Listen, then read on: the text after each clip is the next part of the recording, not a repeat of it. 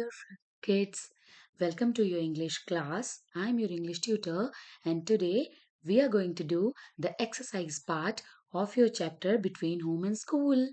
Do you remember the chapter we discussed in the previous our session? Do you remember that? A boy named Ravi who had great fun while going to school. जो school जाते हुए बहुत मस्ती करता था, fun करता था. क्या आपको वो लड़का याद है बच्चों? तो चलिए हम इस बात की एक्सरसाइज करते हैं. क्या आप लोग भी मस्ती करते हैं स्कूल आते हुए? चलिए देखते हैं आप लोग कितनी मस्ती करते हैं. तो हमारा फर्स्ट क्वेश्चन है, what time do you leave home for school? आप अपने घर से स्कूल के लिए कब निकलते हैं? At what time does your school start? और आपका स्कूल शुरू कब होता है? यानी कि आपसे पूछा जा रहा है कि आप कितने बजे अपने घर से स्कूल के लिए निकलते हैं. एंड एट व्हाट टाइम, और किस टाइम पर आपका स्कूल शुरू होता है. ठीक है बच्चों, तो आप क्या कहेंगे यहाँ पर? आप बताइए, आप अपने घर से कितने बजे निकलते हैं? जो बच्चे थोड़े से दूर से आते हैं वो कह सकते हैं कि I leave home for school eight 9 a.m. and my school starts at 10 a.m. Right? हमारा स्कूल 10 बजे से शुरू होता है क्योंकि हमारा स्कूल विंटर स्कूल है. राइट? तो विंटर स्कूल जो होते हैं वो 10 बजे लगते हैं. और जो स्कूल 9 बजे स्टार्ट होते हैं, they can right I leave home for school eight 8 a.m. and my school starts at 9 a.m. Right? Now हम मूव ऑन करते हैं अपने नेक्स्ट क्वेश्चन पर. Tell your classmates about the fun you had on your way to school. Right?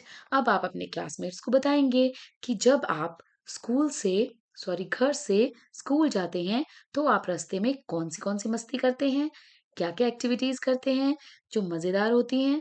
तो क्या आप अपने friends को बताएंगे? तो हम ये अपनी क्लास में बता सकते हैं. हर बच्चा अपना एक्सपीरियंस शेयर कर सकता है. लाइक एक कोई कह सकता है कि I had great fun, I jumped over the canals, I climbed over the trees, right? And I saw many beautiful birds on the way. I saw animals on the way, right? So हम इस तरह से जो भी हम activities करते हैं वो हम मेंशन कर सकते हैं. अब हम चलते हैं अपनी नेक्स्ट एक्टिविटी की तरफ जो कहती है, listen to the words that your teacher will read out. Point out to the object that represents the word. Now हमने यहाँ पर कुछ वर्ड्स बनाने हैं. राइट? और फिर हमने उन ऑब्जेक्ट्स पर पॉइंट आउट करना है जो वर्ड्स यहाँ बनते हैं. तो आइए देखते हैं कि हमारी नेक्स्ट एक्सरसाइज क्या कहती है. Right CH to fill in the blanks. Now, आपको पता है कि CH gives the sound of, do you know? च. Mostly it gives the sound of च. तो हम यहाँ पर अपने वर्ड्स को पूरा करेंगे इस वर्ड को पुट करके. चलिए पढ़ते हैं हमारा first sentence.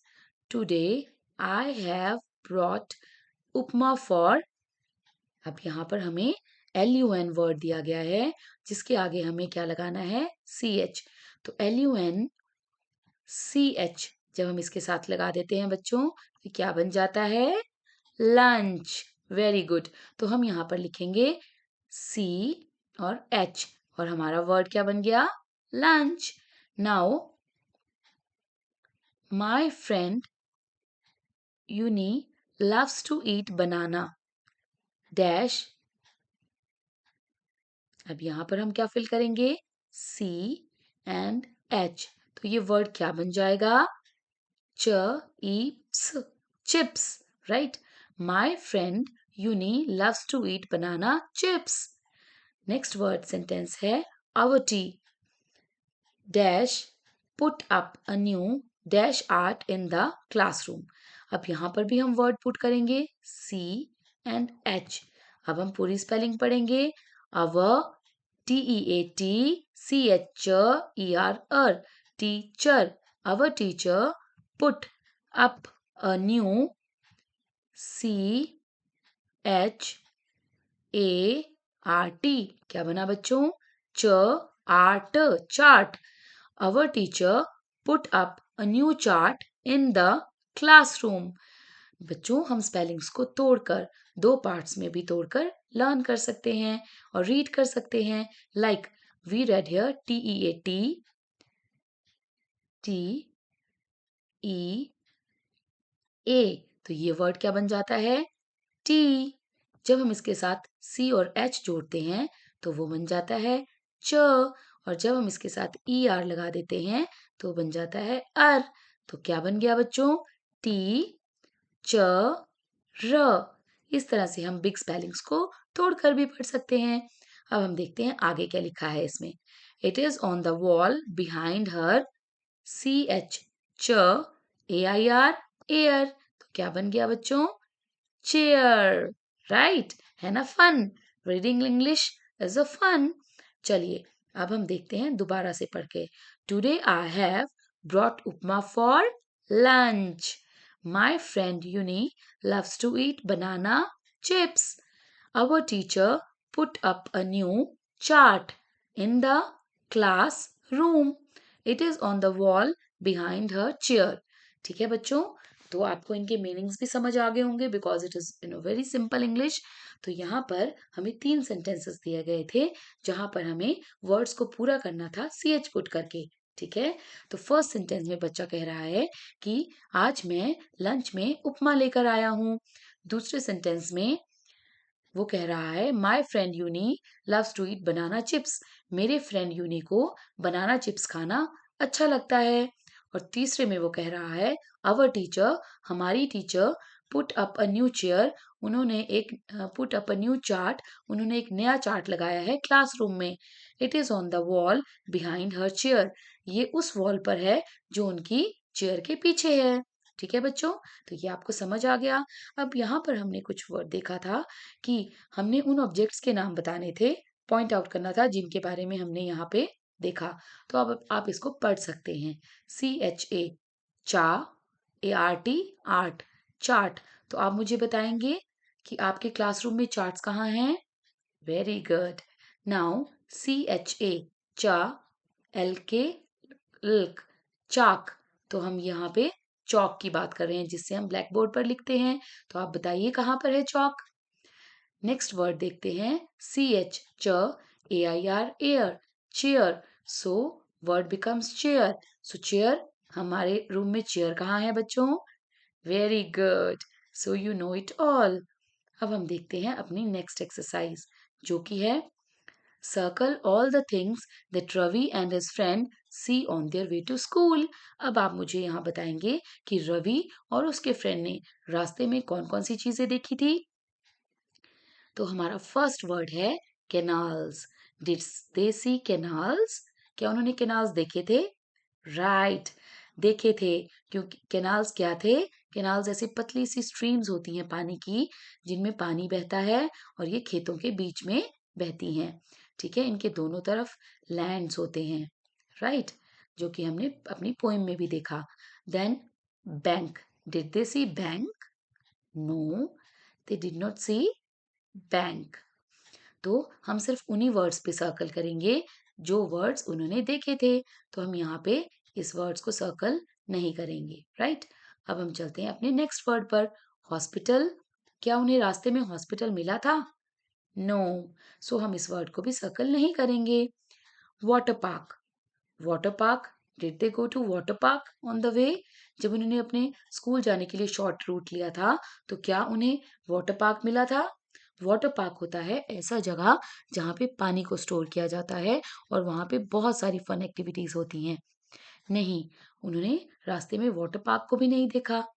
Mango grove, did they see mango grove? Do you remember what are mango groove?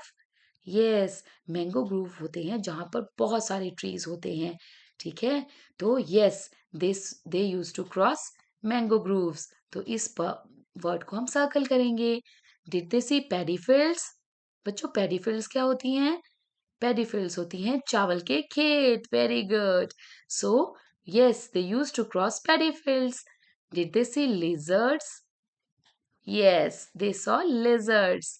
Garden lizards देखी थी उन्होंने. Did they cross park? No, they did not cross park.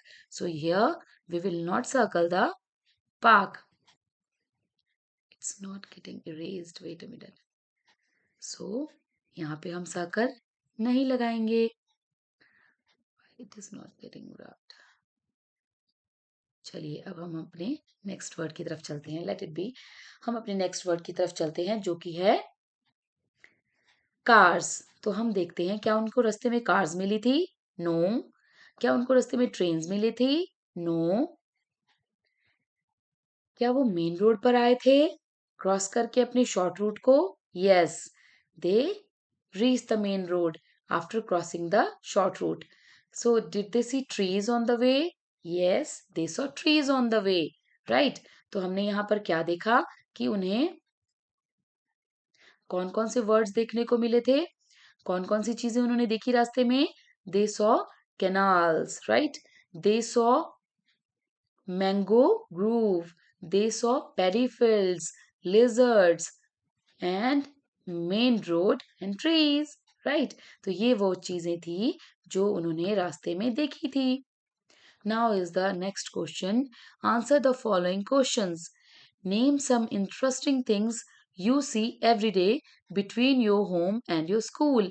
तो हम यहाँ पर कुछ ऐसी चीजें मेंशन करेंगे जिन्हें हम अपने घर से स्कूल जाते हुए देखते हैं या घर और स्कूल के बीच में देखते हैं. तो ऐसी कौन कौन सी चीजें हैं? हम बहुत सारी ट्रीज देखते हैं. राइट.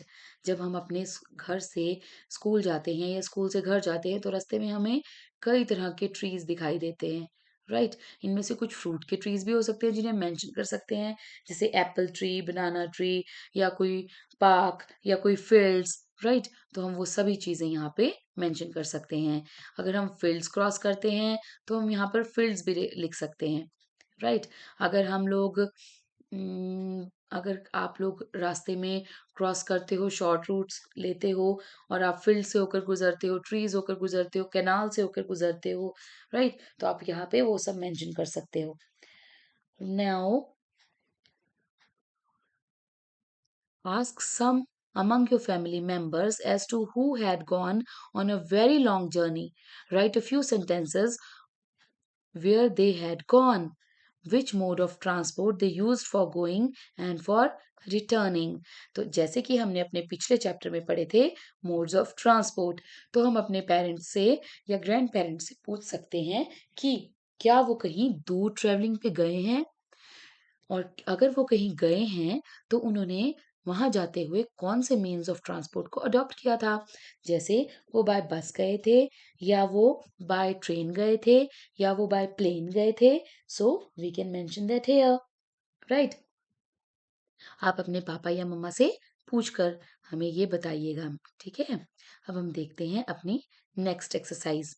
यहाँ पर हमें बताया गया है कि हमसे पूछा गया है कि रीअरेंज. रीअरेंज होता है दोबारा से चीजों को अरेंज करना, यानी एक सीक्वेंस में लगाना, उन्हें meaningful banana. The jumbled letters. Jumbled letters मतलब हमने हमारे पास कुछ अल्फाबेट्स हैं जिन्हें हमने आगे पीछे लगाया हुआ है, यानी कि एक प्रॉपर सीक्वेंस में नहीं रखा, और हमें उन लेटर्स को दोबारा से रीअरेंज करके कोई मीनिंगफुल वर्ड बनाना है. जैसे कि the words are from the lesson, और ये सारे ही वर्ड्स हमें हमारे लेसन से लिए गए हैं. और हमारे लेसन का नाम क्या है बच्चों? बताओ बताओ. हमारे लेसन का नाम क्या है? हमारे लेसन का नाम है बिटवीन होम एंड स्कूल. घर और स्कूल के बीच में. तो हमने इस चैप्टर में जो वर्ड्स पढ़े थे उन्हीं वर्ड्स को हमें यहाँ पर रीअरेंज करना है और वर्ड्स ढूंढने हैं. तो हमारा फर्स्ट वर्ड आता है OHME. क्या आप इसे सुनकर आपको कुछ याद आ रहा है? OHME. अगर हम इसे सही तरीके से अरेंज करेंगे तो हम इसे कैसे अरेंज करेंगे? सोचिए सोचिए. हमारा फर्स्ट वर्ड क्या होगा? ये वर्ड बनता है ओहम. तो हमें इसे सही अगर तरीके से लिखना है तो हम लिखेंगे होम. HOME, होम, यानी कि घर. Very good. अब हम चलते हैं अपने नेक्स्ट वर्ड की तरफ। तो यहाँ पे हम देखेंगे ANNCAL। तो ये क्या बना बच्चों? अब हम इसे रीअरेंज करेंगे इन जंबल वर्ड्स को। इसे देखकर आपको कुछ याद आ रहा है? सी से क्या हमने कोई वर्ड पढ़ा था? Yes, the word was CANAL,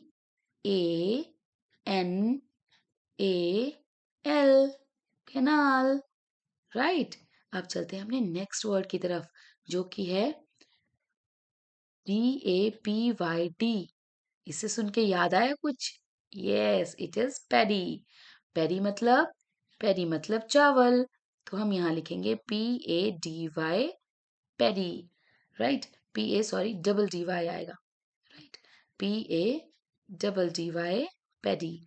now हम चलते हैं अपने नेक्स्ट वर्ड की तरफ, ONMGA। Now the word is on mug. On mug तो कोई वर्ड नहीं होता, तो अब इसे रीअरेंज करें। क्या हमने कोई ऐसा वर्ड पढ़ा था? ON, ON MGA। कुछ याद आ रहा है आपको? Yes, the word is MAN। Sorry, the cursor went wrong. हमारा नेक्स्ट वर्ड आ रहा है MANGO,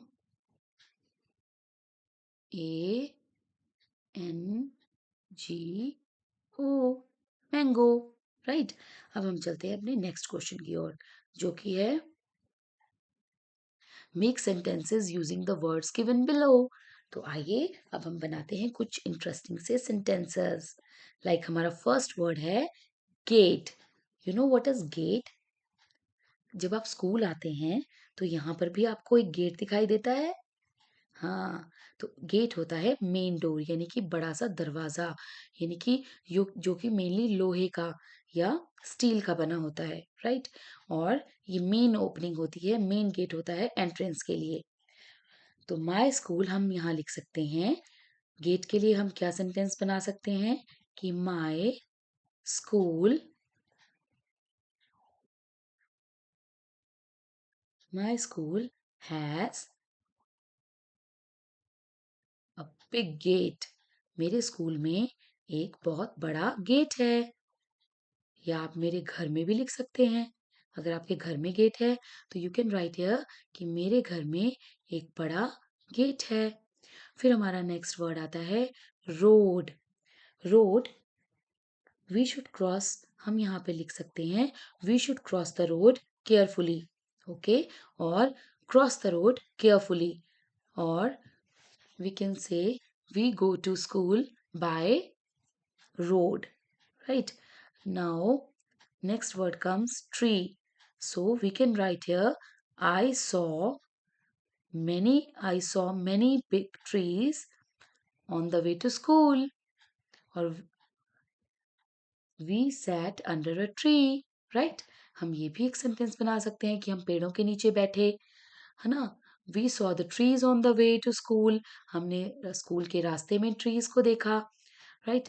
और I saw a very big mango tree on the way. ठीक है, तो आप इस तरह के कई सेंटेंसेस बना सकते हैं। Then comes the lunch. So lunch क्या होता है बच्चों? आप सभी लंच करते हैं ना। लंच मतलब दोपहर का खाना। तो हम यहाँ कह सकते हैं कि we take lunch box to I took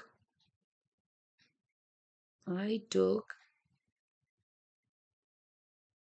took आज मैं क्या लेके गया था लंच में? I can say here I took rice and pulao, delicious pulao for my lunch today, right? Or I took, we take lunch box in the school, right? हम इस तरह के छोटे छोटे sentences बना सकते हैं। Lizard, I do not like a lizard in my room. Lizard क्या होती है?